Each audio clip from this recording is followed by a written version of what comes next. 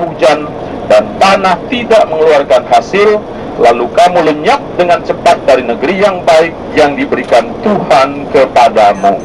Dia ada peringatan, ya, petunjuk supaya mereka tetap setia kepada Tuhan, supaya tanah itu tetap dipelihara oleh Tuhan dengan memberikan hujan, ya. Jadi inilah, lihatlah tanah yang subur ini. Tadi dikatakan ada gunung-gunungnya, berbukit-bukit, ada mata air, ada sungai, ada danaunya. Ya, itu belum semua kita lihat. Danau nanti akan kita lihat di utara, begitu juga sungai. Anda akan juga mungkin ada yang masuk ke sungainya, Sungai Yordan di sana. Tapi sekali lagi secara keseluruhan tanah ini sangat beda dengan tanah Mesir di sana, ya. Lebih hijau, ya. Tentu saja apa yang kita lihat sekarang ini ditambah dengan, ya, katakanlah kepintaran, keahlian, usaha yang luar biasa dari bangsa Israel ini sendiri, yaitu mereka memang ahli dalam bidang pertanian dan pengairan ini, ya. Oke, itu sedikit sharing dari saya tentang ke firman Tuhan ini. Odette sudah mau menjelaskan tentang tempat yang kita tuju sekarang ini. Iyalah, kita ke Kesaria Maritima. Ingati hari pertama aku bilang Israel, Kanaan. Itu seperti jambatan sempit dari Mesir ke Mesopotamia, atau tiga benua, Afrika, Eropa, Asia. Itu jalan raya dari tiga benua itu. Kebetulan jalan itu sampai sekarang masih dipakai oleh siapa? Burung yang tadi waktu kita ke tempat kopi itu ada burung pelikan, karena sekarang musim panas mulai. Burung-burung itu 2 kali setahun mereka penerbang, musim hujan, musim dingin, dari Eropa ke Afrika. Sekarang musim panas mereka kembali dari Afrika ke Eropa. Lewat mana? Lewat sini. Jadi ada kesempatan kita akan ketemu banyak burung pelikan, burung bangau, burung camar, ada banyak. Sekarang ini musim ada banyak. Jalan raya Mesir Mesopotamia itu Via Maris, jalan mar, laut, via jalan di pantai laut. Sebentar lagi kita gabung jalan itu. Dan pada waktu itu mereka tidak bisa lewat.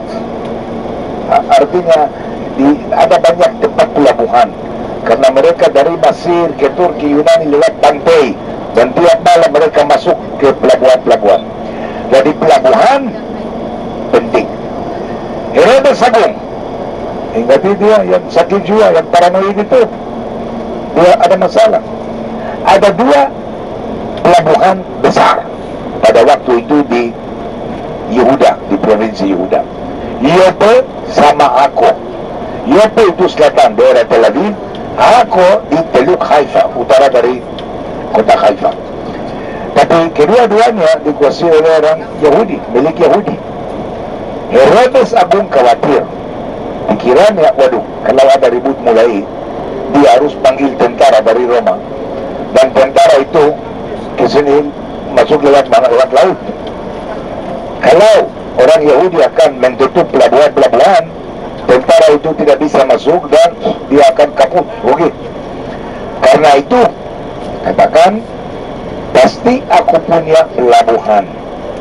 Dia datang ke sini, ke pantai laut tangga di sini, ke Kesaria.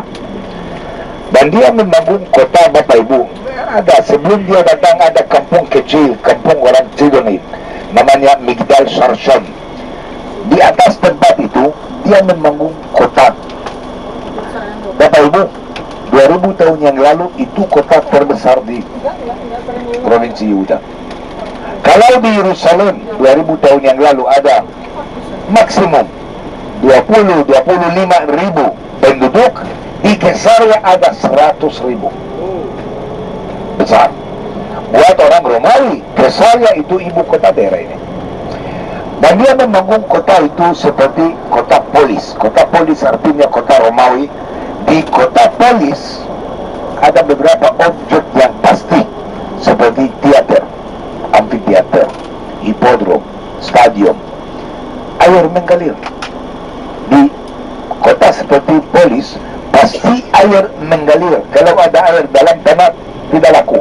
Ada di daerah ini, kalau kamu gali di sini 6 meter, ada liter, ada air. Sama di Kesaria. Tapi bukan, dia harus membawa air mengalir.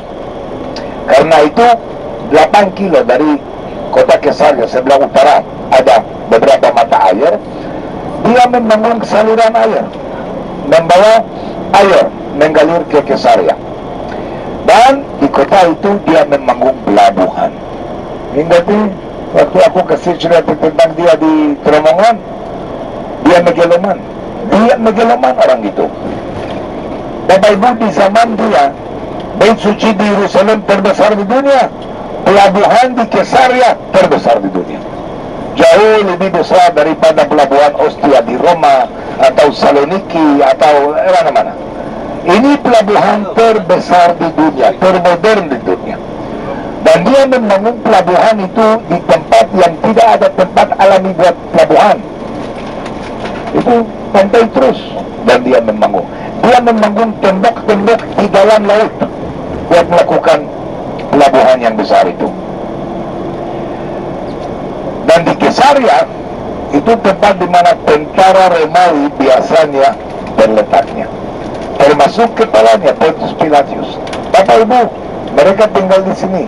Hanya hari raya seperti Paskah, karena banyak orang Yahudi ke Yerusalem, jadi mereka kirim satu legion dari sini ke Yerusalem, ke Anatolia.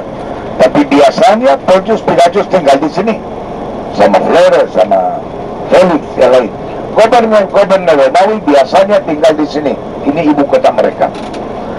Dan Kesaria dihancurkan, Bapak Ibu. Setelah zaman Romawi, di zaman Bizantin, Kesaria terjadi bahkan lebih besar. Tapi kemudian Kesaria dihancurkan oleh orang Muslim. Di zaman Perang Salib, orang Perang Salib, mereka punya masalah seperti Herodes, sama pelabuhan. Jadi mereka pakai hanya daerah pelabuhan, dan yang lain kota itu tersisa tidak dipakai oleh mereka. Tapi kemudian orang Mamluk datang, mereka menghancurkan Kesaria tapi rata dengan tanah sama pelabuhan, tidak ada yang tersisa. Kemudian abad ke-18 ada seorang Turki namanya Ahmad al-Jazar. Dia membangun ibu kota dia di Akko, sebelah utara dari Jalur Haifa. Dan dia perlu batu, marmer, tiang, dia membangun kota dia.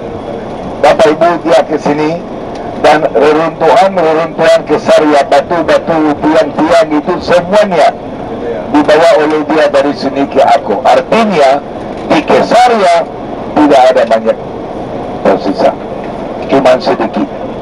Apa yang masih ada itu saluran air, aqueduct, saluran air yang dibangun oleh Herodes Agung masih ada.